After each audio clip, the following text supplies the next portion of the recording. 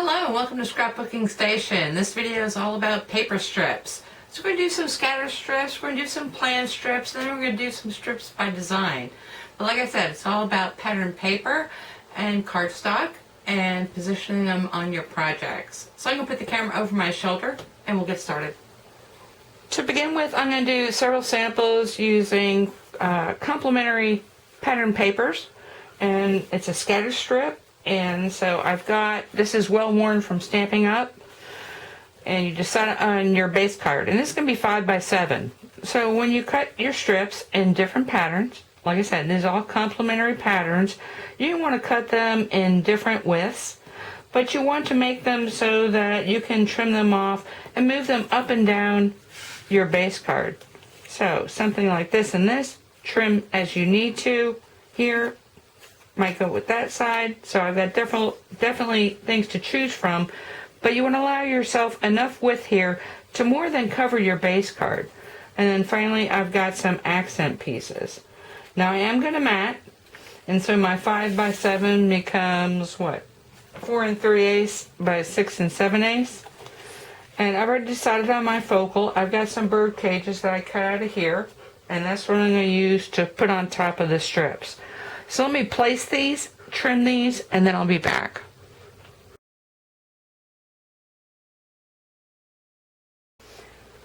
I finished placing and positioning my scattered strips, and the only thing I did since the pattern was worn, I added some embellishment mousse, and this is Indian Gold from Nuvo. So I did that on my base panel and also on these thinner strips. And that's just to highlight it a little bit. Now, I can pretty much put anything on this, and I hope that you're seeing also that anything would really go. And so all I've done is taken my die cuts, I added the same sort of gold foiling on it. But what happens in this sort of design is that you can lose your focal image. So all I'm going to do is back with some parchment. And that's going to kind of distinguish it from the backdrop. So I've got that piece. I've already done this piece with the bird, and I'm going to finish off the rest of the front of this card. At the same time, I've got some other pattern paper packs that I'm going to kind of set this up and show you those finished results as well. So I'll be back. This is how the piece finished out. So the first piece, good, well and good. I did add a third bird cage because I like working in odd numbers. Of course, I've got a sentiment and some additional embellishments, but what I really love about using paper strips is that the inside pretty much does itself. So I've got another rectangle, but then just added a single paper strip and some stamping. So a little bird told me, and I've got some celebrate and congratulations, so it could be retirement, birthday, anything else. Of course, I'm going to do the envelope and just another strip from that paper pack. And so those other two samples, I want to bring those in all together. Let me see if you can see all that. Yeah. So I wanted to change proportions because actually the technique is pretty much the same. So I create more paper strips than I need to actually fit in the card, and this way I can overlap and overlay. Now the other thing is I picked pattern papers that are very different from the first. So this is called the Charleston from Paper Wishes, and then in this third piece it is Rhapsody from Paper Wishes also, but you can see the styles are very different. So in that first one I said you could pretty much put anything on it, but you want to stay kind of consistent with the style of the patterns you're choosing. So in this case I've got this kind of stylized die cut cat, and then even on the embellishments, so I've got gemstones here, and I've got a kind of holographic paper. Again, on the inside, everything works out nice. Just another kind of paper strip to accent, and you can put anything else you want in there. And then, of course, I'm going to do an envelope as well. In this case, this was kind of a ditzy print, very bright, and so I had some pretty plain die cuts and used buttons. So, buttons and bows, little hello. Here I broke the strip, and because when you change the pattern, even when it is just strips, your eyes kind of get drawn. So, hello, pattern moves across. In this case, I've got two strips that kind of come over my crossways band, and that kind of draws your eye to you are fabulous. And this one, everything is just kind of backdrop behind. But also notice that gemstones would not work here, as well as these are Gold Nouveau drops. So kind of the same, a mixed media. So anyway, what I want to do now is move to a larger format. So that's going to be for a couple minutes, and then I'll be back.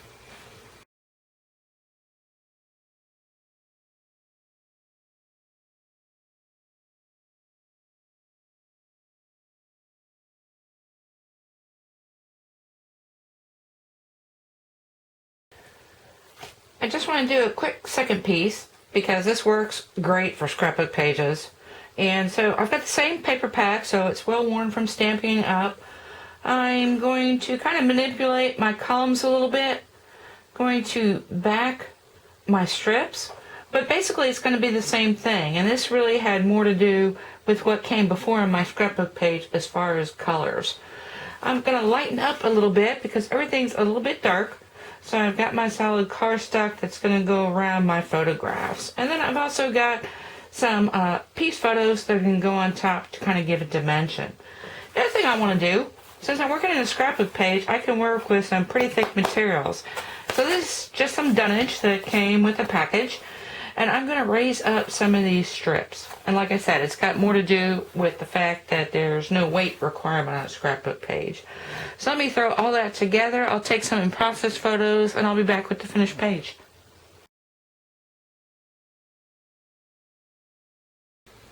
So this is how the page finished out, and just kind of like the greeting cards, when you have this very interesting strip panel, the scatter strip panel, you can pretty much put anything on it. So I did kind of extend this a little bit, and if you saw my little book video, these are the projects I made during that, so I scrapbooked it.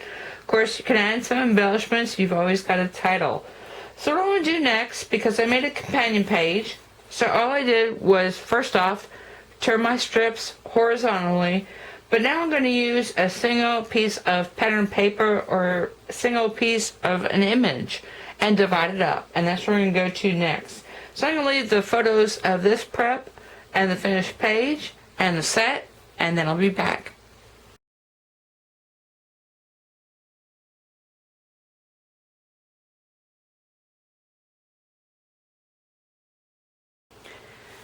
In the second segment, what I want to do is use a single piece of pattern paper and do the same thing. So I'm going to create a scatter strip. The thing is, with a single image, well, first off, it's directional, but then it kind of bumps up against itself. So again, I'm going to make more strips than I need to cover my base card. But the thing is, when you start placing and moving, it gets very muddled. So I'm going to add backing panels also, and then create this piece.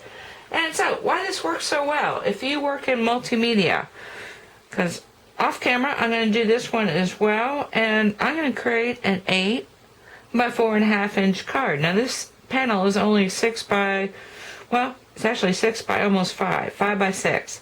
And I've got some really large focals, feathers that I want to put on here, and so I want to move this up and down to make more use of my media panel. And then lastly, I've got another piece I'll be working on as well. And so this comes from Hunky Dory, so I've got a piece of adorable scorable. I'm kind of moving away from paper here. But I've created my first card, so to speak. I've created the base for my second card. And then I'm left with a 3 5/8 panel. So I just want to split that up so I can spread it out. And so this is a great technique when you're trying to save on your pattern paper. So let me put some of these things together. You'll see the setups, and I'll be back. In finishing up this piece, I had a little bit of a self-education. Well, first off, I backed with different pink colors because I had a lot of pink, and I am mixing not only colors but also manufacturers. So I've got a Kanban. This comes from a Kanban summer collection of cardstock. I got some CNC solids, then I mix it up with some S-Up Designer Series paper in the green color that I wanted. And this is a tattered lace cutting die. And so when I put it all together, well, first off, when I put it together, I noticed that I've got all paper, and I was initially going to use pearls, but pearls had sheen. I didn't want sheen, so I put these candy dot papers here. And it all worked out really well, but it was all kind of muddled. And so the last thing I added was a Hobby House ribbon, but it's got a lot of shine to it. And so to make this ribbon feel comfortable on my card, I added some ink of gold to the images. So I added, just with my finger, added some ink of gold, and that added some shine, and I also put it on these candy dots. Then on the inside, just some kind of leftover strips, leftover cutting dies, and some of this tattered lace pattern paper. Of course, I'm going to do my envelope and the same thing. So, really happy how it turned out in the end. Now, the second piece, this is my mixed media piece. And so, let me turn it the right way. So, when I'm looking at this, well, the first thing I did was added some purple shiny paper, or cardstock, and this comes from Kanban. So I've got the purple there, and at first I was looking against this turquoise backdrop, and I thought too much turquoise, and then I thought, what about a black backdrop, and then too much black, and so all I've done is add the strip behind here in the black and then with the white edging, and that kind of brings it all together. So I'm liking coming across my pattern strips in a different color. And as long as I'm in mixed media, I'm using a different color media ribbon. This is from Create & Craft, and it's a mesh ribbon. And then I'm going to add some Nuvo drops, because if I'm dealing in mixed media, again, I want the styles to be cohesive. Just a little bit of stamping. And then on the inside, kind of the same colors. I had a leftover feather and Thinking of You. And the envelope for this one is just white. And then I did not do the hunky-dory piece, because I'm going to save that for the next segment. But what I did do is I printed off another piece of this tattered lace paper. So this is actually digital. Cut a couple more die cuts, only in craft and white. And I did do my pearls. Again, I'm noticing that I do like the strip coming across in a different direction than I've got my scatter strip. And so that's how that turned out. Inside, much simpler, because the front is much simpler. So anyway, those are the pieces I have. I did do one last piece in a scrapbook because I've got everything overlapping. Let me back up a little bit. So I got pictures of the prep for this, but this again is a single-sided paper. This comes from Paper Wishes, that's Christmas Cabin. And so for the backdrop for my scrapbook page, these are actually all 10 inches, and I just moved them up and down. Didn't actually layer them across, but you can see how the photo coming across here, and then this is just for cohesiveness. And then I've got my little fun and games text. Anyway, let me leave photos of these finished products, and I'm going to move into my next segment.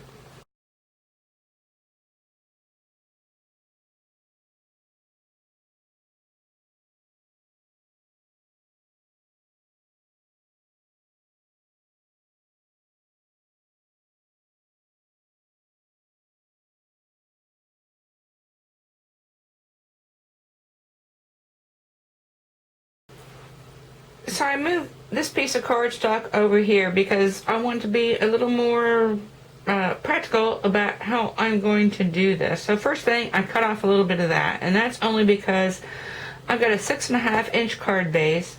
I've got a panel here that is 5 7/8 square, and that's so this tree can fit onto the front of my panel. So what I did was first off trim off 1/2 inch on each side, and then I just took the piece that was left over and split it in half. So these are going to be divided. I also want to trim to make corners going this way. So this again, I'm just going to mark an edge for my top point and scatter these across here, and I'm probably going to go ahead and back the panel in gold. And so once I get that done, layer up my Christmas tree a little bit, and I'll be finished with this piece. So that's a nice way to kind of extend your adorable scorable in this case, but really any printed cardstock that you've got. I've got a second piece ready to go. Kind of the same thing. So I've got this pattern paper. Let me see if you, yeah. So this comes from the Tattered Lace magazine. So I got a single piece of paper, and I love it all. And so I could really just plop this onto a card front, and that would be pretty. It wouldn't be very interesting. So all I've done is I've taken that first piece. I've got some shiny paper, and this comes from Amazon, so it's kind of like a pearlescent paper. So I cut this piece, and I've got it like so. Next thing I did was take some strips, and I've already trimmed the corners. So I am going to back each of those on the same pattern paper. So you can do anything you want with these strips. So I just decided that I was going to have these two kind of coming the same way and this one coming in. And then I've got this leftover piece for the interior. So that's how that's going to turn out. And then the last piece in this section, what I want to do is I've got some really bright red dots. And so we're going to go the other way with paper strips. So I'm going to cut these, label them, and put this topper somewhere on my card front.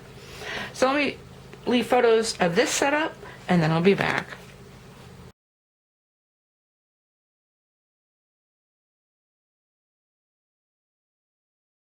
I'm back with the finished pieces, and in this first piece, I really just want to talk about color, because I have got lots of greens here. And when you've got a green that maybe doesn't match exactly, throw more greens at it. So I've got this Christmas tree, which is kind of a dark olive color.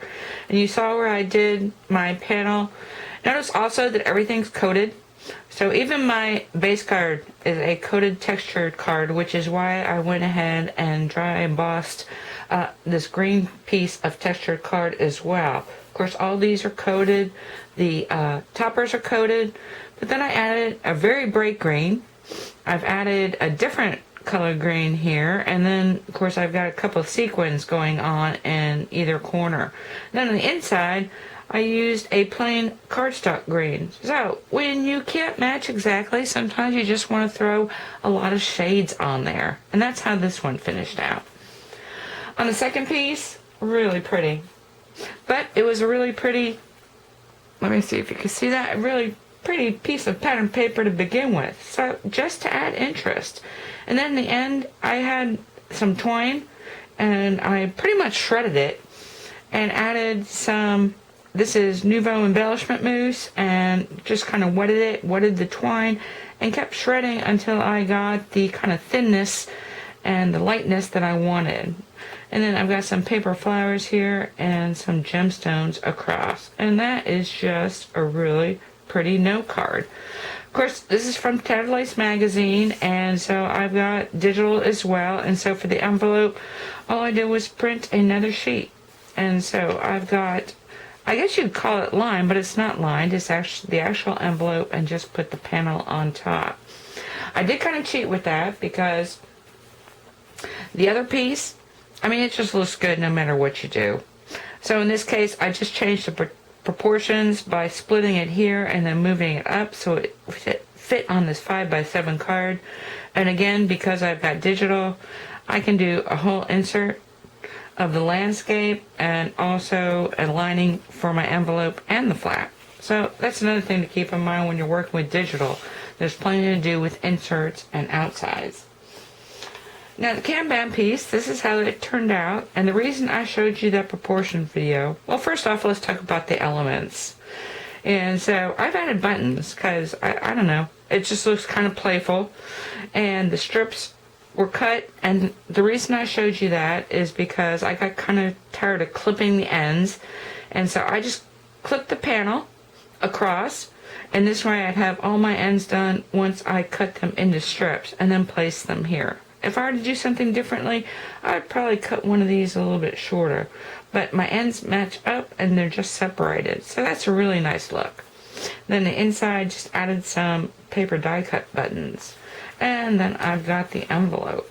And the reason I did that, Kanban kits are kind of everything matches with everything, as opposed to like hunky-dory as you've got two pieces of adorable scribble and you've got your toppers. But here, I want to make use of everything I've got. And so I took that other piece.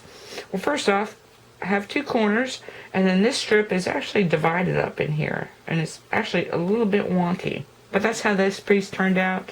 Inside's really similar, and so is the envelope.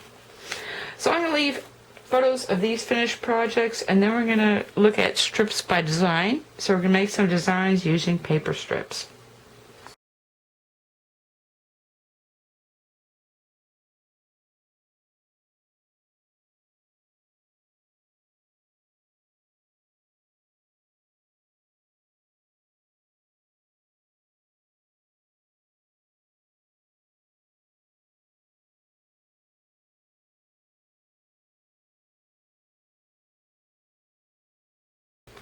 I just wanted to come back with some finished pieces and talk about design for a little bit, because there really isn't much technique to it. So for this first piece, I've got kind of this little scattered, actually it's supposed to be stacked, but I just kind of spread them out. And so I've added a couple corners here using my strips. So I've got 1/4-inch strips and a lightish kind of piece of paper, but what that does is kind of bundle together my focal point. Of course, I'm going to add a sentiment, and as long as I've got these corners, why not put something in here to kind of, again, group this set of toppers. And then on the inside, again, insides are really easy because I just add another strip and that same little embellishment, which happens to be a dazzle in this case. Then the second piece, what I've done is try to bring in, let me see, okay, it's all looking good. So I've got this large 8x8 card, and so the first thing with the strips, what I'm doing is bringing in some of this matting. So I've got my focal matted on gold and gray, and I've got the back panel matted on gray onto white cardstock. And so I've used gold and gray for my strips. Again, I'm using 1/4 inches, kind of varying the distance, but a really nice embellishment to your card. And then since, again, I've got these little 4 places where I can add color, I'm going to do that as well. Then inside, I just went ahead and went with squares until I decide what this guy is actually going to say. I might end up adding more strips for that piece. And then pretty quickly, I'm going to move to frames for this last segment, but this is kind of the intermediate piece, and so I've got the same set of dogs. Actually, that is a Kanban kit called Perfect Pets, but this time I'm going to use 4 strips to create a frame. I'm going to send it to my front panel, and then what goes with frames, and then your little corner paper strips. So this is a really cute card. And then the inside, again, why not add another strip for this embellishment? So, like I said, I'm going to move into frames for this last segment. And so I did finish this piece, and this could be a topper, but this is going to be a fridge magnet. And so all I've done is taken 4 strips. And why you might want to strip instead of doing, like, say, a nested die cut frame? Well, first off, extending beyond the edges of your frame works. But, you know, I always like to visit my baggie first. And in this case, this is some coneflower blue from Stampin' Up, so I've got very little of it left. So this is a nice way to make a frame using your paper scraps versus cutting another, this is about 3.5 by 5 inch piece of cardstock, which in this case, I've only got like 112 by 12 left. So let me leave photos of that, and we're going to talk more about frames and why you would strip frame as opposed to die cut frames.